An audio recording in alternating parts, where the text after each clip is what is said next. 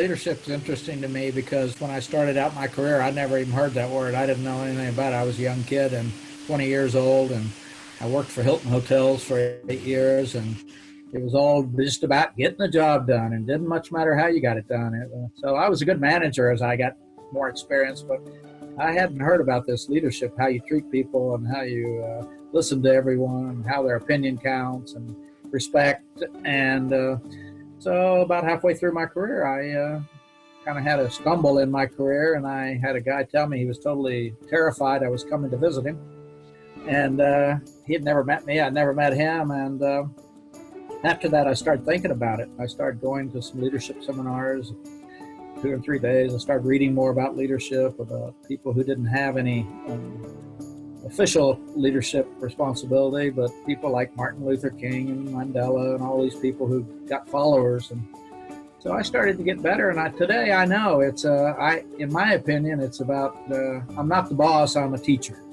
And I try to think about teaching people, being a good role model, setting the example, clarity of expectations, that there's no misunderstanding when we talk to each other about what I expect, and what you can talk to me about what you expect, and we get on the same path. Giving clear, candid feedback so they can be better. It's not for me, it's for them. I always talked about people. I say, manage like a mother. You know, mothers do it because they love you. And if you respect your people, you tell them the truth, you help them, you're there for them. You try to build their self-esteem and self-confidence and belief in themselves. And I always said, mothers don't care if you're happy, they care if you're successful. And so I focused on that. And I had a lot of people not happy when I had some talks with them over the years. But today I hear back from them, thanking me for those days, which they didn't appreciate so much then. And so, you know, we're here for a short time, and I think that now I wake up every morning and have for years, how can I make people's day better than not make it worse like I used to? And my nickname was Doberman when I was young in my career, and now it's Cocker Spaniel. So I don't bite anymore, and I try to build strong relationships. I try to build trust. I want people to trust me, that they'll tell me the truth so I can help them, and I'll tell them the truth so I can help them.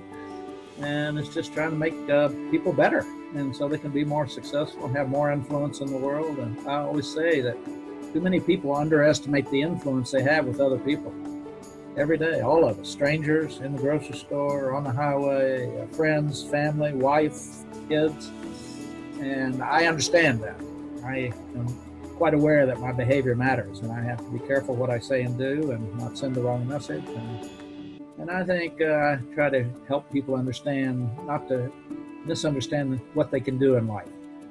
Too many people underestimate the achievements they can have because of, who knows, when they were little, or their family, or their poverty, or education, or whatever it was. And I think every day about trying to understand people and help them get over that and move on. I tell everybody, your brain lies to you. There's a bunch of stuff up there that's not true.